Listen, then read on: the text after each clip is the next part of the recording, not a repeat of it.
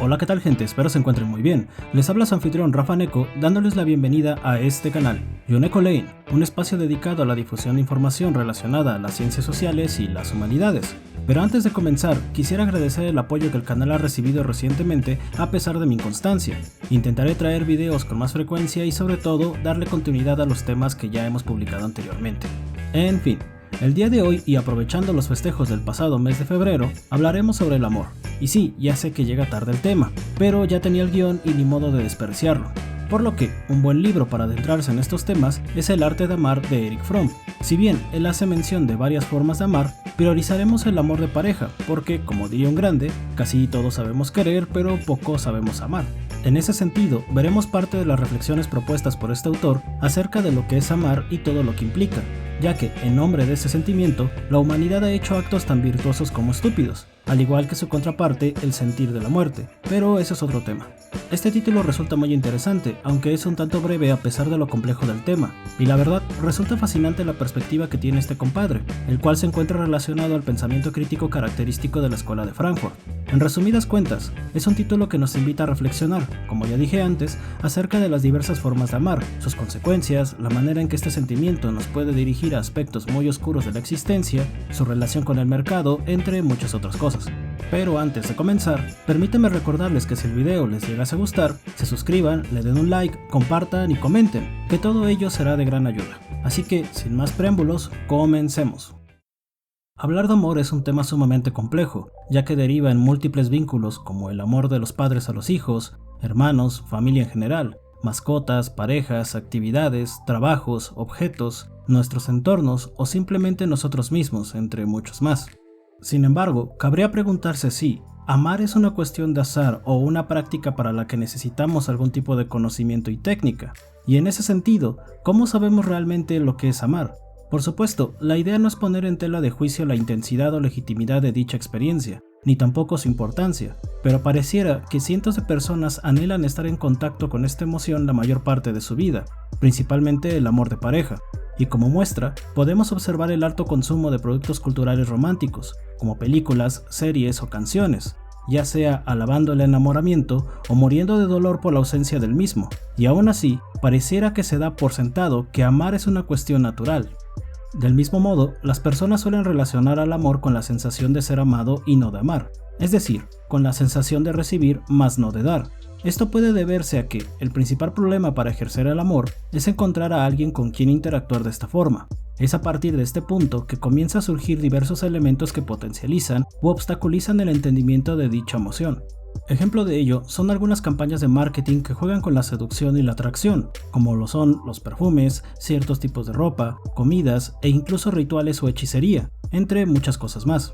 Todo lo anterior generalmente es sustentado en un posicionamiento ideológico en el que los hombres, para poder ser llamativos, deben ser exitosos, entendido esto como el poseer una acumulación de capital económico o político, mientras que las mujeres tienen que ser lo más atractivas posible, acorde a los estándares de belleza económicos, sociales y culturales de un momento histórico determinado, ya sea a través del uso de sus cuerpos, ropa, estatus, entre otros elementos destacables. Por supuesto, estas idealizaciones no son los únicos elementos a considerar cuando abordamos el tema de la atracción o el amor, y la prueba está en aquellos factores socioculturales mucho más determinantes, como los modales, la capacidad de conversación, la modestia, habilidades reconocibles para ciertos sectores sociales como elementos virtuosos, entre otros más. Entonces, si basamos nuestro conocimiento acerca de lo que es el amor únicamente en los elementos de atracción que lo conforman, estaríamos en un serio problema, ya que dicha perspectiva solo muestra una profunda indiferencia hacia el aprendizaje de lo que es ser humano, lo que a su vez lleva a creer que el amor es un tipo de objeto que se posee y no una facultad, llegando a pensar que amar es en esencia algo sencillo y que en realidad lo difícil es encontrar a quien amar. Y es aquí donde podemos empezar a hablar de todas las problemáticas mentales, sociales, económicas, entre otras, que conlleva la carencia de reflexionar en torno a este tema. Al final, es muy común encontrarse personas que creen que el sufrimiento amoroso se debe al otro, y no a la base de valores que debería determinar quiénes somos y cómo entendemos a los demás. Amar es en gran medida una actividad social, y como tal, dependerá del contexto histórico en el que se desarrolle. Fromm ejemplifica este aspecto señalando que en la época victoriana, el amor era una cuestión más relacionada a un tipo de convenio, un pacto entre familias, realizado acorde a ciertas consideraciones sociales y económicas. Ya el cariño y la atracción que esa unión pudiera tener sería un valor agregado. Sin embargo, en la actualidad, y gracias a los cambios históricos característicos de los últimos siglos, en las sociedades occidentales, la idea del amor como una actividad propia del individuo que añora encontrar a alguien con quien casarse se ha vuelto una especie de meta mucho más generalizada. Por otra parte, también debemos considerar que para la cultura occidental moderna, el mercado de los bienes y servicios juega un papel protagónico. La mayoría de nuestras necesidades y deseos se satisfacen bajo la idea mercantil más básica de todas, el hecho de conseguir algo a través de un intercambio mutuo favorable. Esta idea, y no es ninguna sorpresa, se ha trasladado a diversos aspectos de la vida colectiva, y el amor no es la excepción. Si bien hace un momento hablábamos sobre los factores que hacen de una persona a alguien atractivo o atractiva, bajo esta óptica, aquella persona que acumule una gran cantidad de elementos socialmente reconocibles se vuelve un objeto de deseo. Dicho esto, Fromm indica que, de este modo, dos personas se enamoran cuando sienten que han encontrado el mejor objeto disponible en el mercado, dentro de los límites impuestos por sus propios valores de intercambio. Por supuesto, lo anterior solo es una pequeña muestra del impacto ideológico que el mercado ejerce en las relaciones humanas, y la forma en que obstaculiza la reflexión y la comprensión del ser humano y su realidad. Otro motivo que impide la reflexión acerca del amor es la confusión que existe entre amar y estar enamorado. Pongamos un ejemplo. Si dos personas se llegan a atraer por la razón que sea, pero no tienen intención alguna de conocerse y establecer una relación complementaria, y solo se reconocen en la medida de sus deseos, es muy probable que todo quede en un estado de dependencia emocional. Todo lo anterior aunado a otros trastornos emocionales causados por el amor, debido a que no hay otra actividad humana que comience con tanta esperanza y expectativa, y al mismo tiempo que fracase tan constantemente. Y esa es la triste realidad. De lo contrario, sería una actividad mucho más racional y las personas se enfocarían en corregir sus errores o renunciar a las relaciones que no tienen un sentido claro, y todo sería mucho más práctico. Por ello, Fromm piensa que amar es más bien un tipo de arte, al igual que el vivir, y como tal, debemos disciplinarnos como cualquier otra expresión artística de nuestro interés al aprendizaje de conocimientos teóricos y prácticos que nos acerquen a una mejor comprensión de aquello que nos interesa. Y si estás pensando en justificar algún tipo de práctica que fomente el desenfreno y la promiscuidad en sus diferentes formas con dicho argumento, estás cayendo en todas las problemáticas que describimos anteriormente. Fromm argumenta que al pensar en el amor, invariablemente pensamos en el ser humano, como un ser dotado de razonamiento, de conciencia de sí mismo, de sus semejantes, su pasado y futuro. Sin embargo, estas cualidades pueden ser muy aterradoras, ya que nos permiten ser conscientes de nuestra propia mortalidad, de que en algún momento vamos a dejar de existir en contra de nuestra voluntad. Por ende, podemos llegar a considerarnos seres frágiles en comparación con la naturaleza o la sociedad en su conjunto, y es aquí donde el amor adquiere mayor relevancia, ya que el poder compartir esta breve existencia con alguien para evitar sentirnos solos y perdidos en la inmensidad de la vida se vuelve una experiencia única. Por ello, el autor nos recuerda que estar separado significa estar desvalido, ser incapaz de aferrar el mundo, las cosas y las personas activamente. Significa que el mundo puede invadirme sin que yo pueda reaccionar. Entonces, una de las necesidades más profundas del ser humano es la de evitar la soledad y el aislamiento que ello produce. Por lo tanto, buscamos tener pareja, hijos, amigos, mascotas, etc. Queremos formar vínculos que nos permitan sentirnos parte de algo que refleje y confirme nuestra existencia. Ejemplo de ello, pues, son las bodas religiosas, las redes sociales como Tinder, el fenómeno de las VTubers que se proyectan como parejas virtuales para su enorme audiencia, y el fanatismo a determinados artistas o políticos, entre muchas cosas más.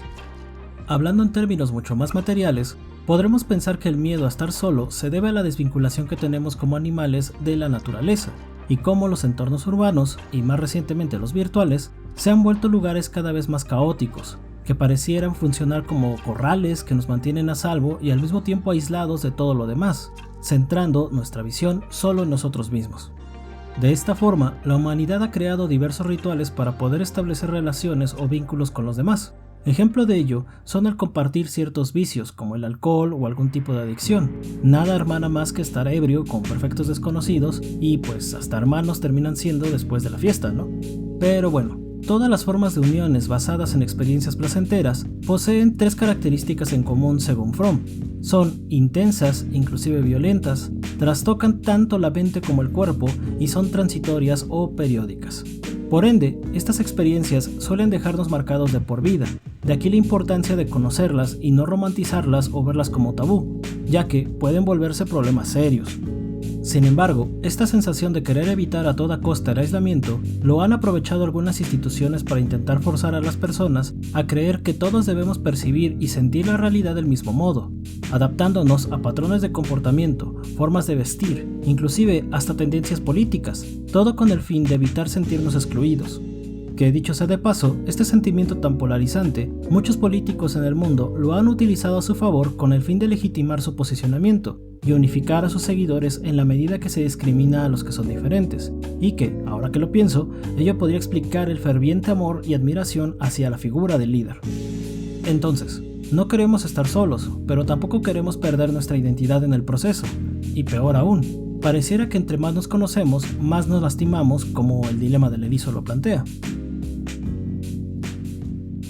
Ya en este punto, tenemos que aclarar que esto no se trata de vivir con la idea de sacrificar la individualidad en pro de lo social.